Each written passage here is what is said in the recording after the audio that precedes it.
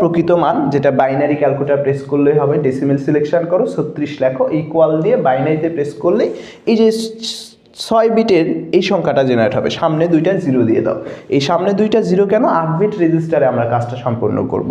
আর রেজিস্টারের প্রথম বিটটাকে sign bit বলা হয়। পজিটিভ সংখ্যা বা প্রকৃত মান সবসময় সাইন বিটে জিরো থাকবে, এই কথাটা মনে রাখবে। ওকে, এর পরের ধাপই হচ্ছে এই 1s কমপ্লিমেন্টের সাথে, মানে ওই উল্টানোকৃত মানের সাথে 1 যোগ করা। কি করা? 1 যোগ করা। এই প্রসেসটার নাম হচ্ছে 2s কমপ্লিমেন্ট, অর্থাৎ সর্বশেষ ফিনিশিং ডেডলাইনে আমরা আসছি। এই কাজ পর্যন্ত আসলেই তাহলে আমাদের কাজটা শেষ হয়ে যাবে। তাহলে যোগ করো, বাইনারি যোগ যদি না পারো ক্যালকুলেটর করো, বাইনারি সিলেকশন করো, প্রথম সংখ্যাটা এই যে 1s কমপ্লিমেন্ট সংখ্যাটা লেখো, প্লাস 1 দাও, তাহলেই হবে। ওকে, বাইনারি যোগ আমরা খুব সহজে জানি, 1 1 যোগ করলে সাম হয় 0, ক্যারি হয় 1, হাতের 1, ক্যারি 1, আর এই 1 মিলে আবারও 0, হাতে থাকবে 1, অর্থাৎ ক্যারি 1। ওকে, ক্যারি 1 বসাবো, তাহলে যা আছে তাই, এবার হাতে আর কিছু থাকে না।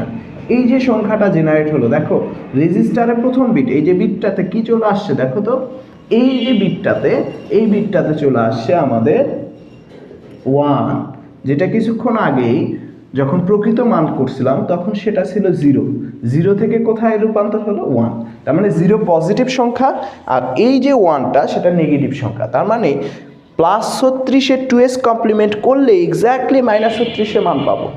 এই কথাটা খালি মনে রাখতে হবে। অতএব এই যে -36, অর্থাৎ এই যে সংখ্যাটা, এটাই হচ্ছে -36-এর মান।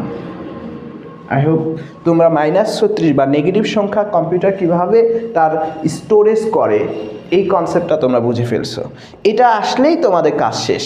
ওকে, এবার প্রশ্ন মতেতে চলে যাও। 48 প্লাস -36, এই যে -36-এর মান পাইছো, এটার জন্য কিন্তু 2s কমপ্লিমেন্ট। 2s কমপ্লিমেন্টের কাজই হচ্ছে নেগেশন বা বিপরীতকরণ করা, পজিটিভকে নেগেটিভ, নেগেটিভকে পজিটিভ। সো -36-এর আমি মান জানি না, +36-এর 2s কমপ্লিমেন্ট করো, তাহলে মানটা পেয়ে যাবো। আই হোপ বুঝতে পারছো, এটা খুবই ইজি।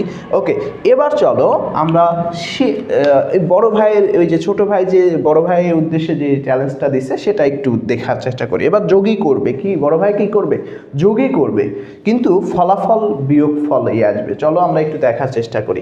তোমাদের অবশ্যই মনে রাখতে হবে -36, এই যে +36-এর 2s কমপ্লিমেন্ট করে যে মানটা পাইছো, এটা অবশ্যই তোমার মাথায় রাখতে হবে। এর পরের ধাপে, এর নিচের অংশ, আমার এই জায়গায় স্পেস নাই, সো আমি এখানে মিশাই দিই। এর পরের স্টেপে আমি লিখতেছি কি দেখো।